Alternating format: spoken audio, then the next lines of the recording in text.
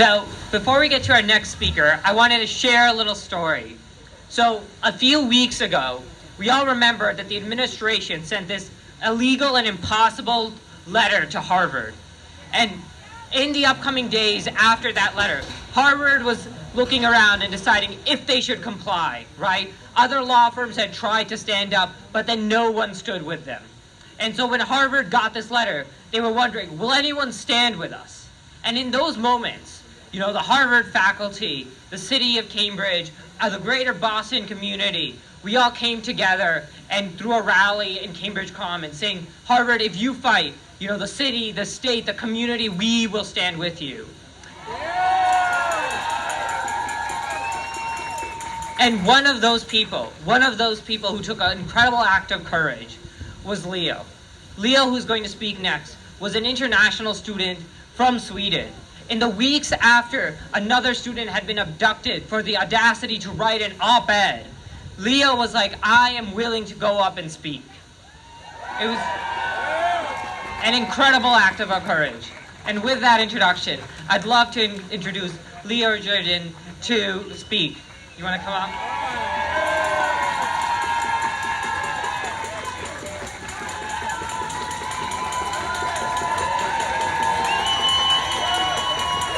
Thank you, everyone. Thank you, everyone. It's so great to see all of you.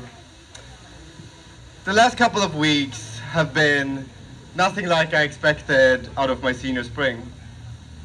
When Trump began his attacks on higher education and on individual students, both on universities and individuals, I decided I had no option but to speak out. And since then,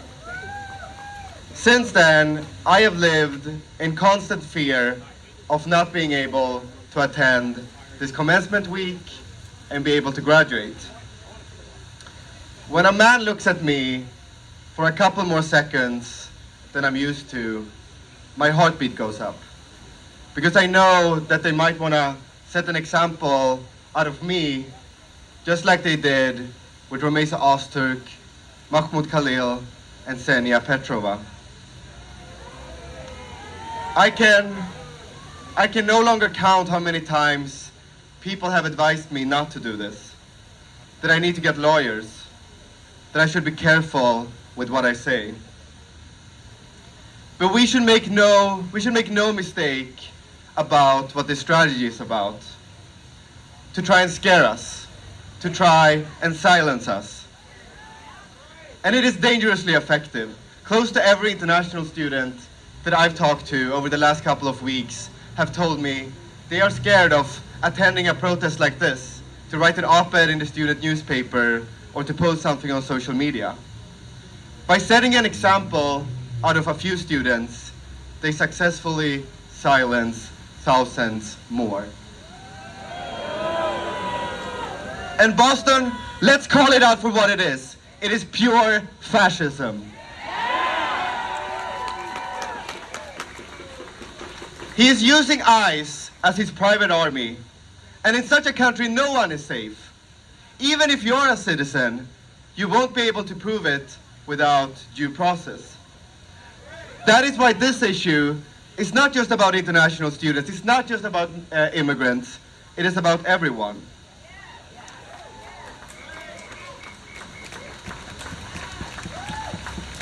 And now, Trump is taking the weaponization of the immigration system even further.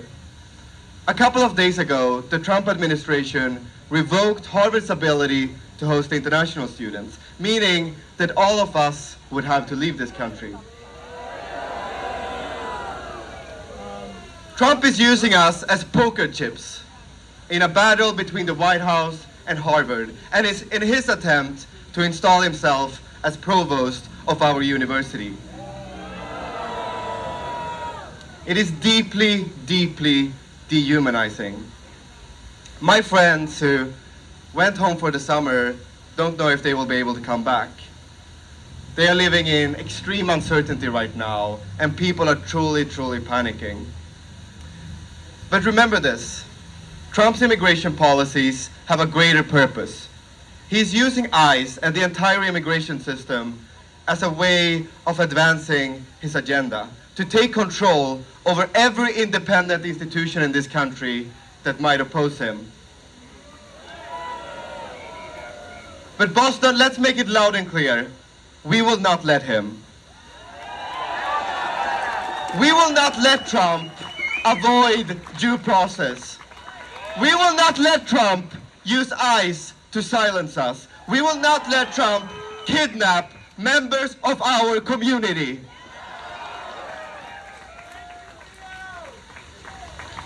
We simply have no choice but to resist it, to do it now.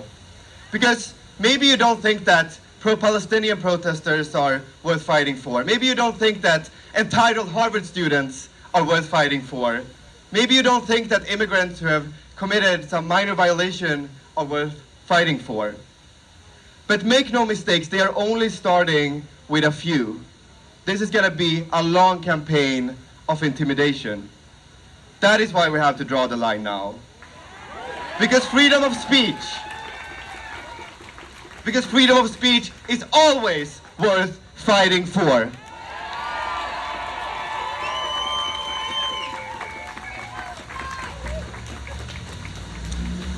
And on campus, we will certainly continue to take the fight. And I hope that you all who are here today would like to join us. At 5:30 tomorrow, at the Science Center Plaza, right outside Harvard Yard, we are gathering for yet another protest in support of international students and against Trump's assault on our university. If you want to find out more info and you haven't seen it already, you can go to the Instagram account for Students for Freedom and you will find everything there. Because we will need all of you in sending a clear message to the White House. Harvard stands united and Boston stands with Harvard. Thank you all.